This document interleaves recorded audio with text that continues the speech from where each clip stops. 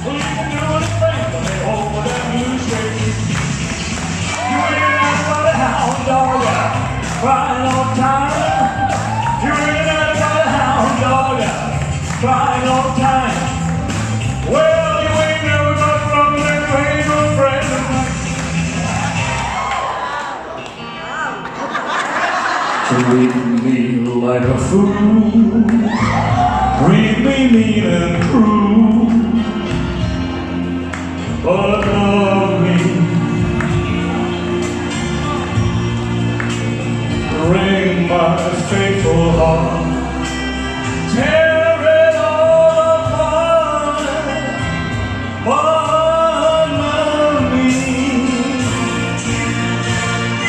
Well, ever go, darling, I'll be home, so lonely,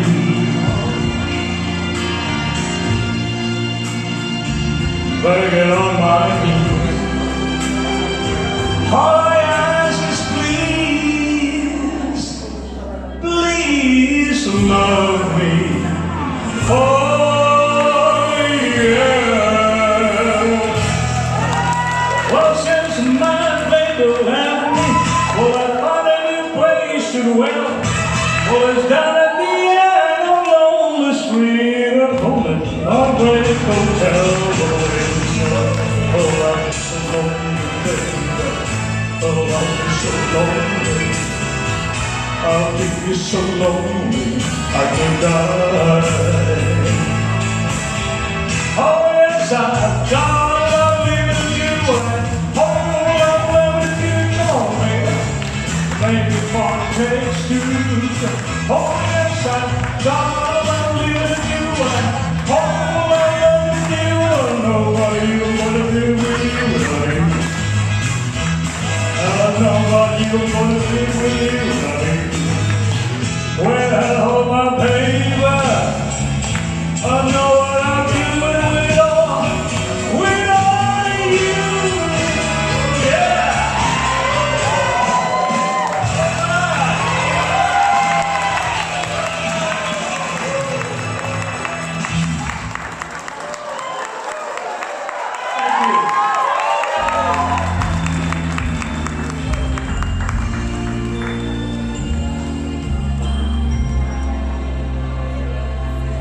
Mga mag-asawa,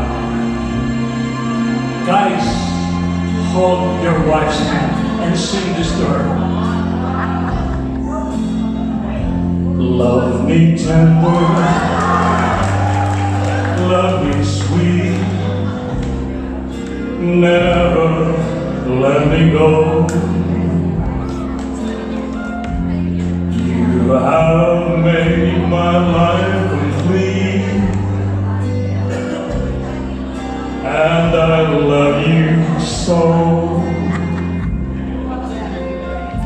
Love me tender, love me sweet, all my dreams fulfill.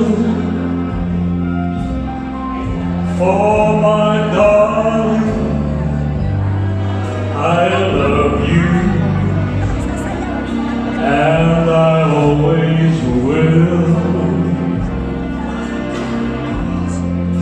Love me tender, love me long, take me to your heart. For it's there that I belong, and will never part. Love me tender, love me true, all my dreams fulfilled. For my darling, I love you, and I always will. Kantahan niyo yung misis ninyo. Wise men say only goes rushing, but I can't help falling in love. Yes, with you. Shall I stay?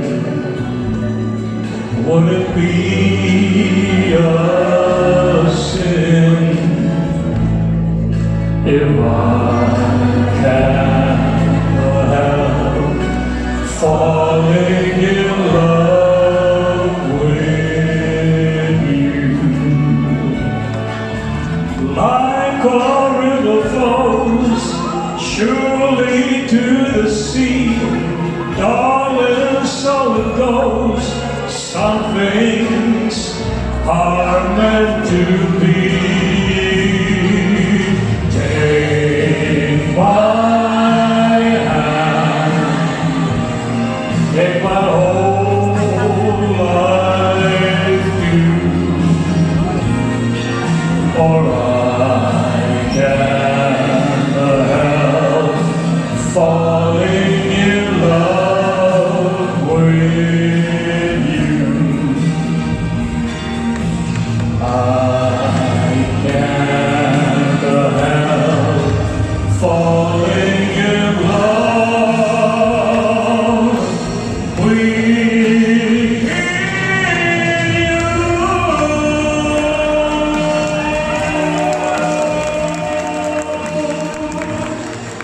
Yeah.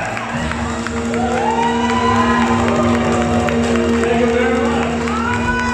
Napansin ko yung mga lalaki, nahihiya silang kumanta, yung mga misis ang pinakamdahan sila. Mas romantic si misis.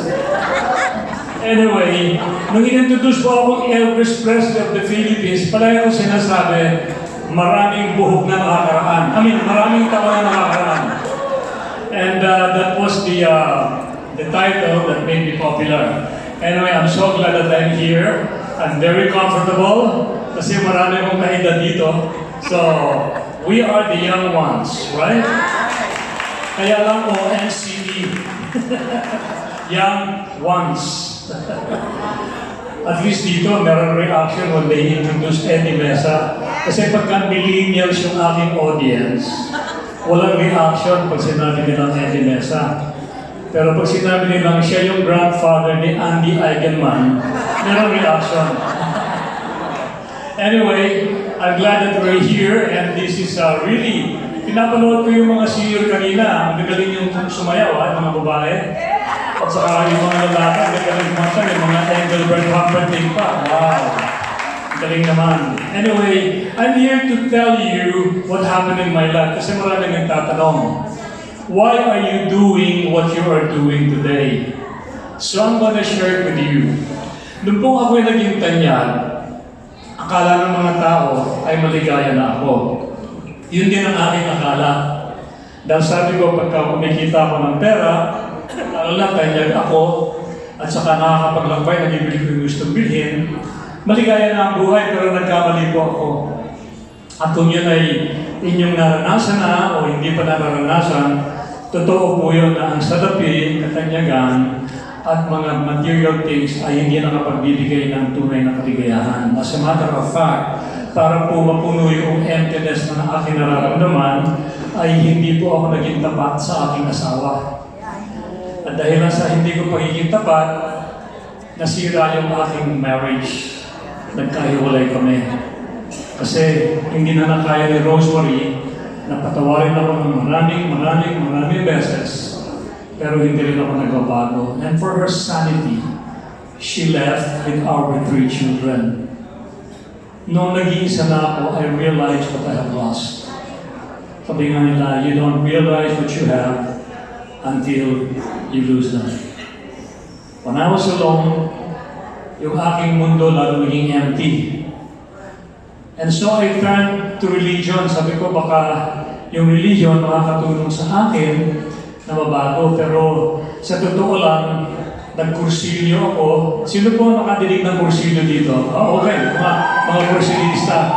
nagkursilyo ako 2 years before my wife left me. Kasi hindi po nakapagpabago ng buhay ko yung kursilyo. So when I was alone this time, sabi ko siguro dahil sa hindi masyadong maliwanag ang paliwanag ng mga namumuno ng aking hinagis na reliyon, sabi ko makikita ko siguro itong mga hinahanap ko, mga tugon sa aking tanong, sa Eastern religion.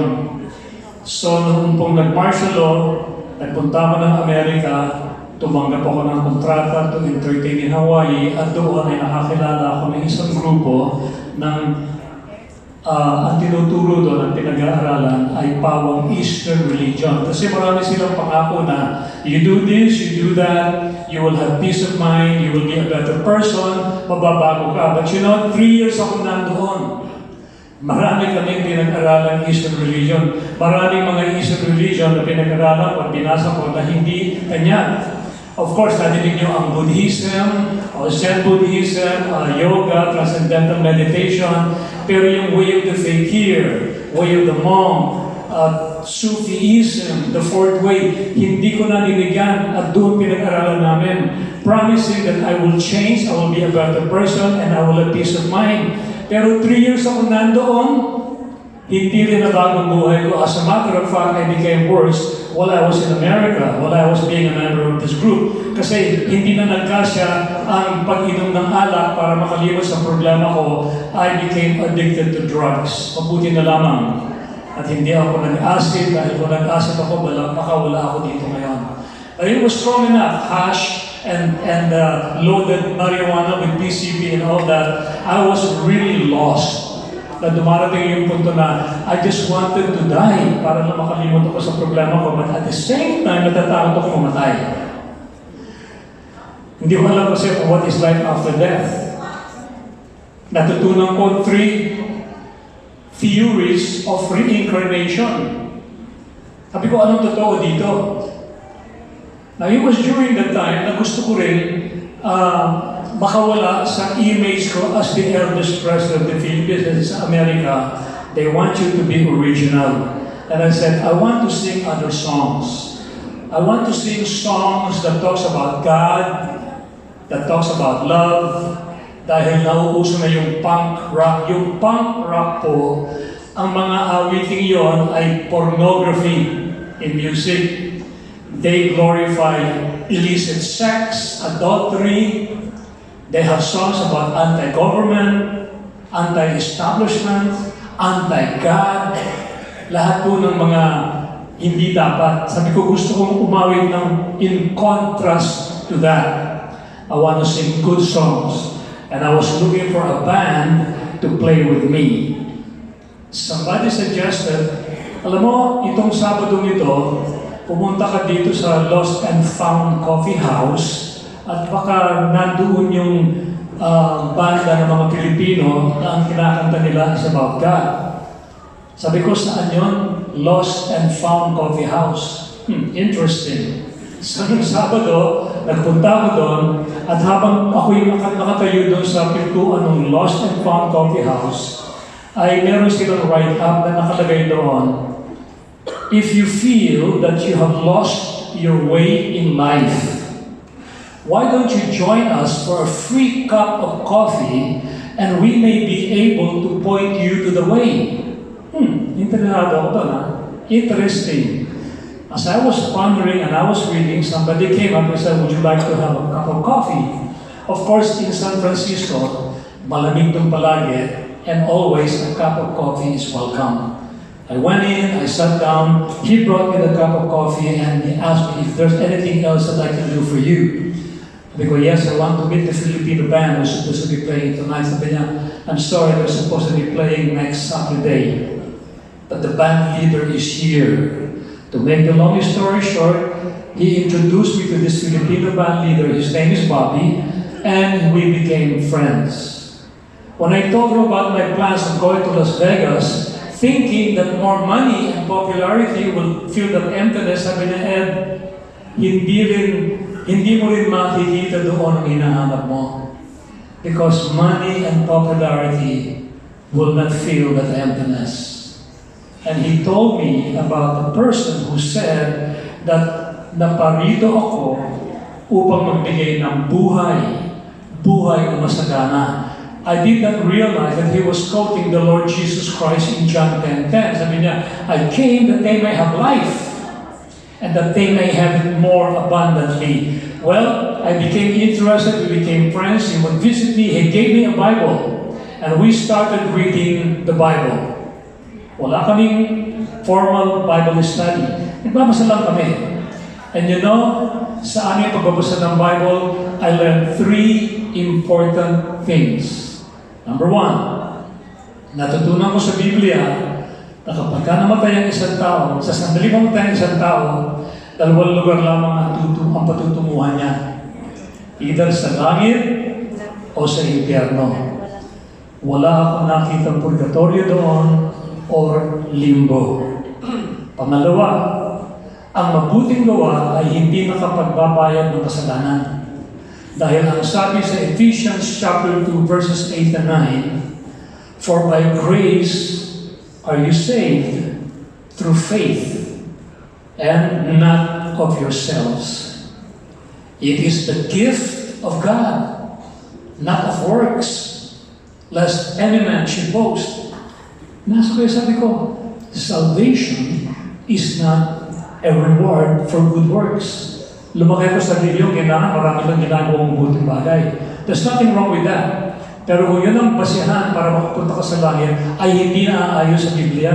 Sapagkat kung ang basihan ng Diyos para makapunta sa langit ng isang tao ay mabuting gawa, marami magyayabang doon. Dahil sasabihin nila, marami akong ginawa, kaya dapat nandito ako. But then sabi niya, it is not of yourself, not of works, upang walang magpapuri.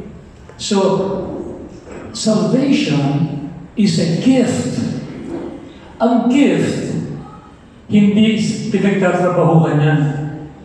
Gift is something that is given to you whether you deserve it or not. So, mali yung aking natutunan that you need to do good works para makapasok ka sa langit.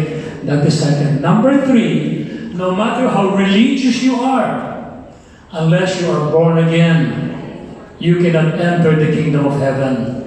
Sabi ko, bakit kinakailangan born again?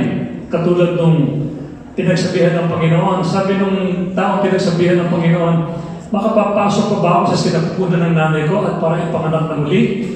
Sabi ng Panginoon, hanggat hindi ka na ipapanganak sa tubig at spirito, ay hindi ka makapapasok sa kaharian ng Diyos. Sapagkat ang ipinanganak ng laman ay laman. Subalit ang pinanganak ng Espiritu ay Espiritu. So being born again in water is being born in the flesh. Kasi kung iisipin natin, we are about 70% water. Pagka natuyo ang ating buong katawan, magiging alikabok lamang tayo. So it is not being born again in the flesh, but being born in the Spirit. I said, why? And then of course, maraming alam natin yan, sa Bible, binalik ako ng aking kaibigan sa Genesis nung sinabi ng Panginoon kay Adan, sa lahat ng bunga ng punong kahoy sa hardin ay maaari kayo kumain as much as you want. Pero isang puno ang hindi niyo maaaring kainin ng bunga. And that is the tree of the fruit of the tree of good and evil. Because the moment you eat that, you are going to die. Of course, alam natin na daling lang ni Satan, si Eve, at kumain si Eve. At nakita ni Adan na hindi namatay si Eve at kumain din siya. They did not die physically, but they died spiritually. How did it happen? Well, because any disobedience to God's command is sin.